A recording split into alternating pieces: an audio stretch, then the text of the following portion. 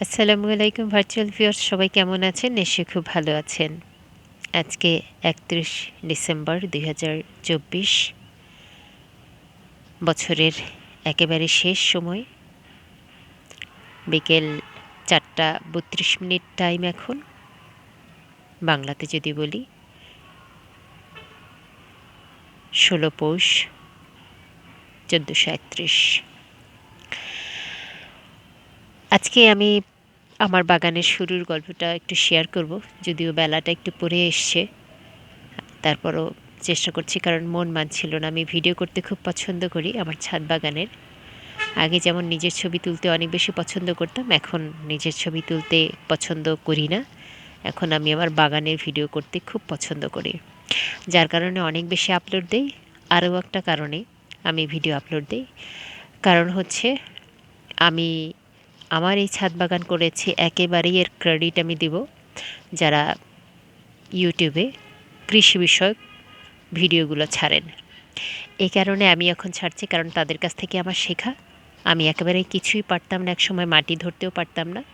সেই আমি কিভাবে আমার ছাদ বাগানটাকে সাজালাম, সেটা আমার বছরের শেষে আমি আমার ছাদ বাগানটা অল্প সময় ঘুরিয়ে দেখাবো, খুব একটা টাইম নেব না। তো চলুন ঘুরে আসি আমার ছাদ বাগান।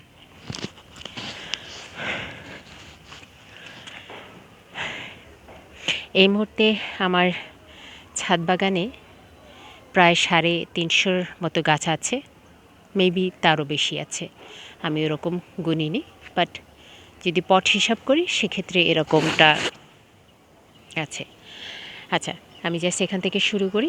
আমার এখানে এগুলো হচ্ছে বাঁধাকপি। এটার ডিটেলস কোনো বর্ণনায় আমি না যাই, বাট বাঁধাকপিগুলো বাঁধতে শুরু করেছে এবং দেখতে কিন্তু সত্যিই অসাধারণ। গত বছর আমি বেশ কিছু বাঁধাকপি লাগিয়েছিলাম, কিন্তু তার মধ্যে শুধুমাত্র একটা বেঁচেছে, বাকিগুলো বাঁচেনি।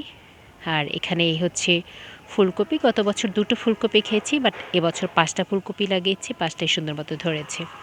সুবহানাল্লাহ।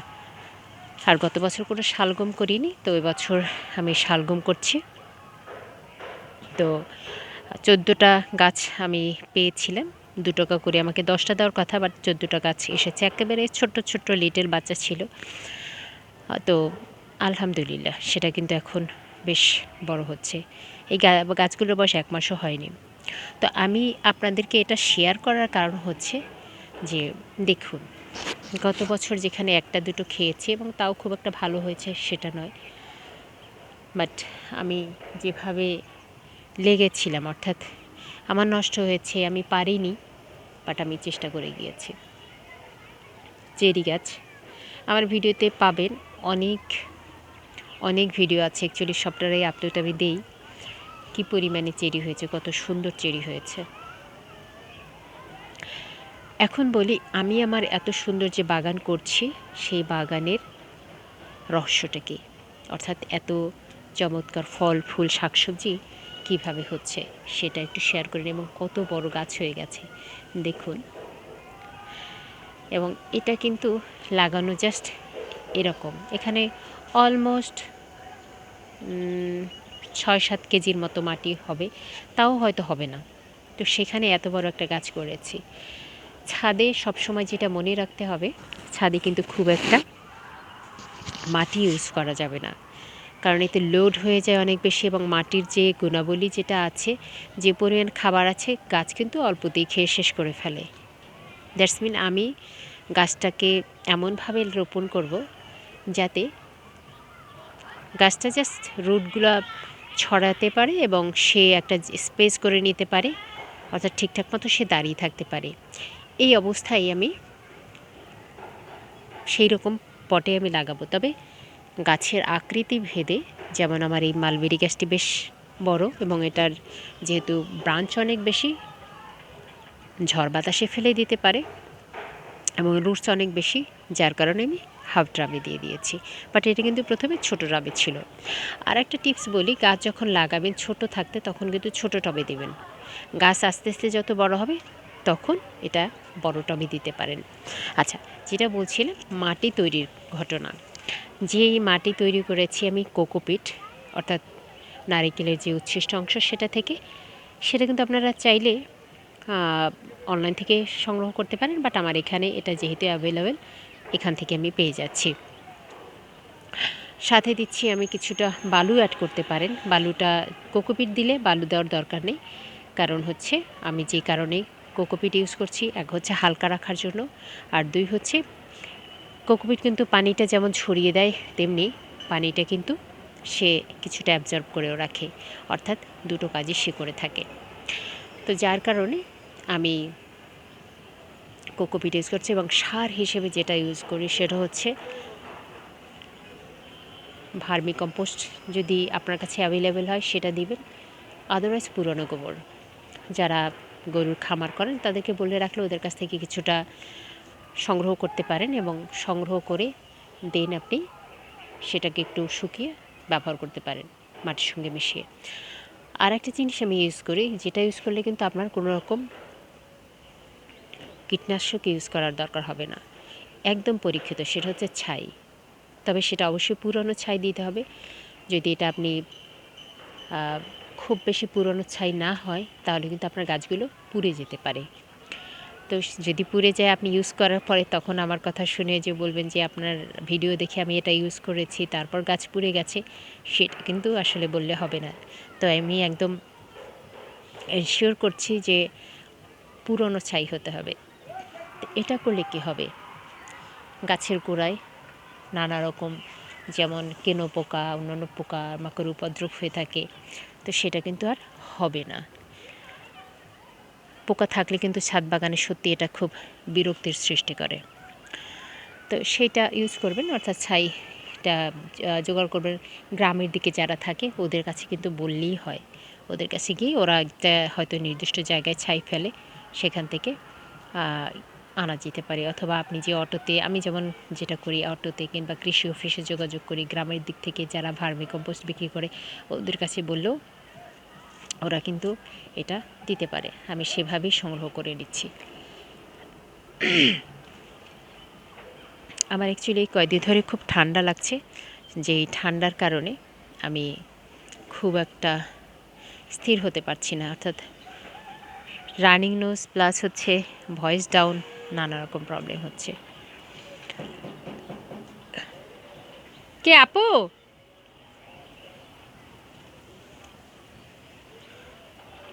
আমি ভিডিও করতে আসলে নানা রকম প্রবলেম ফেস করতে হয়।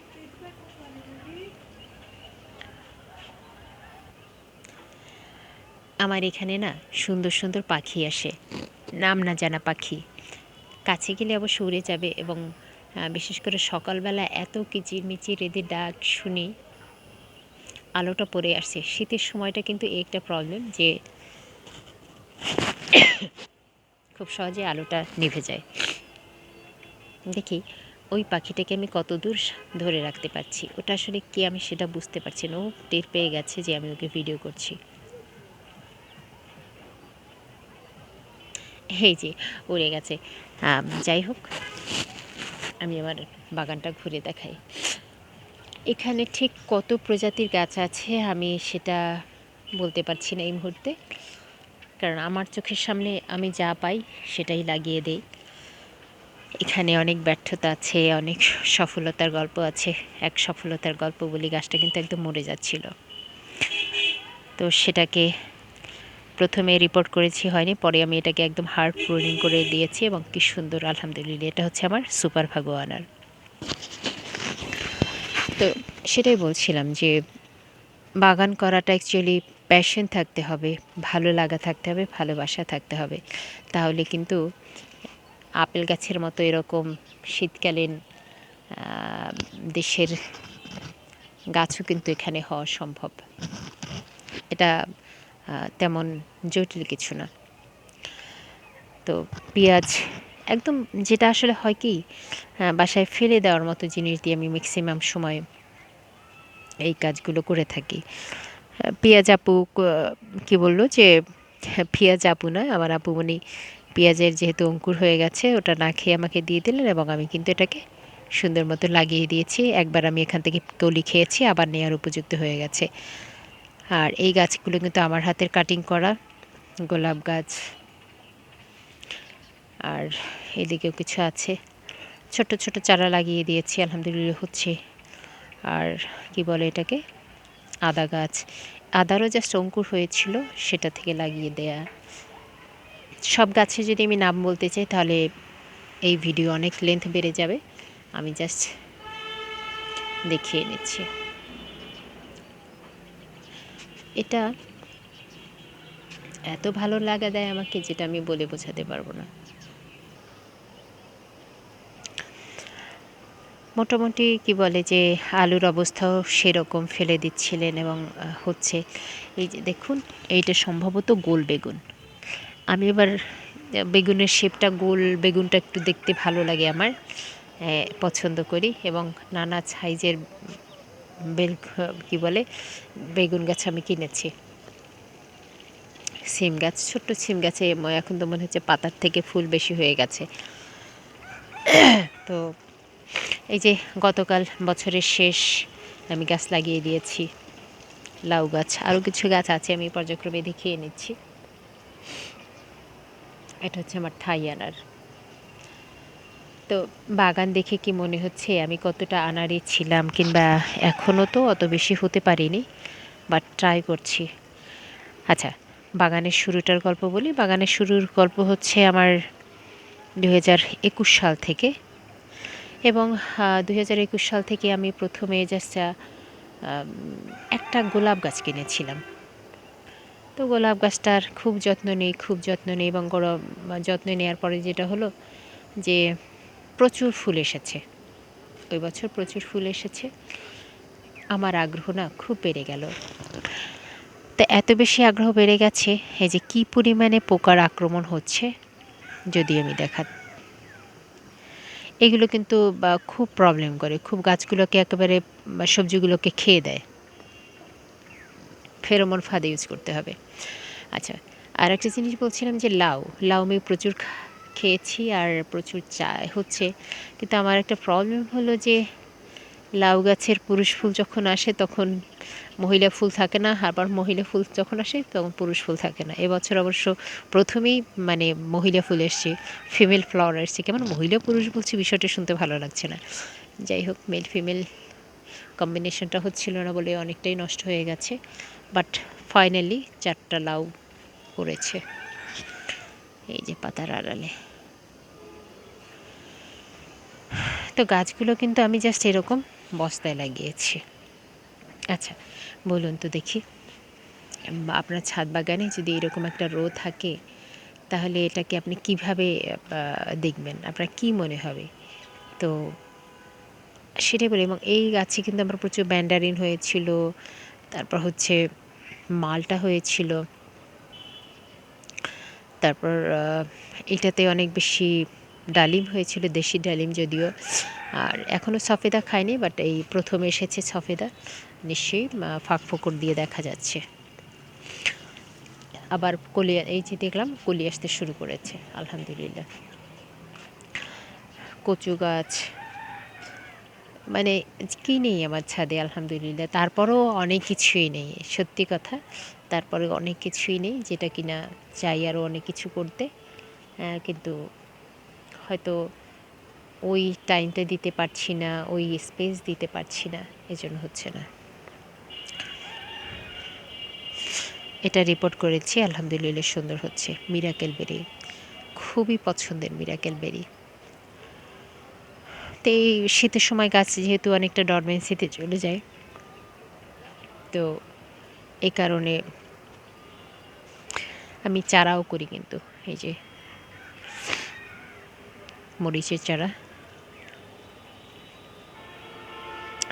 গাছগুলো দেখতে সত্যি ভীষণ ভালো লাগে। আমি হয়তো ভিডিওটা অত, আমার ছাদের যে অবস্থা, এখানে একেবারে শুয়ে বসে কি বলো ভিডিও করার মতো অবস্থা। বাট যেটা হয়, ভিডিও করতে আসলে হয় আমার কণ্ঠ খারাপ হয়ে যায়, নয় আমি কি করি যে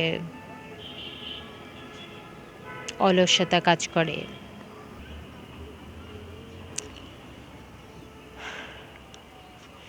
একদম ফেলে দেওয়া জিনিস, আমার ছাদে যে খুব রিচ পট ব্যবহার করি সেটা না, একদম ফেলে দেওয়া জিনিস কিছু কিনি, সব তো আর ফেলে দেওয়া জিনিস নয়। কিছুটা কিনে কিছুটা বাসা থেকে কালেক্ট করি, আবার অনেকটা দাম দিয়েও কিনতে হয়। ট্যাং ফল, আলহামদুলিল্লাহ ট্যাং ফল খেয়েছি। আসলে মানুষের শরীরের যে অবস্থা হয় আর কি, ট্যাং গাছটাকে গত পরশুদিন এটার মাচা তৈরি করব সুন্দর করে, আবার কিন্তু পারিনি। এই জন্য আজকে কালকেও পারছি না, কারণ ব্যস্ততা আছে আমার। এই একটা ফ্লাওয়ার টাওয়ার করে নিলাম একদম ফেলে দেওয়া জিনিস দিয়ে। টমেটো তো লাগাবো না ভাবছিলাম, কিন্তু আমার আপুমনি টমেটো চাই চাই, তো আমার বীজ ছিল টমেটোর, সেটা আমি ভুলে গিয়েছিলাম। তো আমি কিনে নিয়ে এসেছিলাম এই টমেটোগুলি 20 টাকা দিয়ে। তো বীজ আবার ফেলবো ভাবছি। এই যে পাতা কুকড়ে যাচ্ছে, খাবারের ঘাটতি হচ্ছে। আমার এখানে বেশ কয়েক জাতের কিন্তু পেয়ারা আছে। এটা হচ্ছে পলি পেয়ারা অথবা চায়না পেয়ারাও বলে। ছাদে লাগিয়েছি হচ্ছে কি কলা গাছ। আর এখানে 2টা মাধবী থাই 7 আছে, তারপর ইত্যাদি গেল 3টা, তারপর হচ্ছে দেশি পেয়ারা আছে, চায়না পেয়ারা আছে, এবং সিডলেস পেয়ারা কিনেছি, নভেম্বরে লাগিয়েছি, দেখা যাক কী অবস্থা হয়। আর থাই তেঁতুল অনেকে বলে হয় না তেঁতুল, কিন্তু আলহামদুলিল্লাহ হচ্ছে, না হওয়ার কোনো কারণ নেই।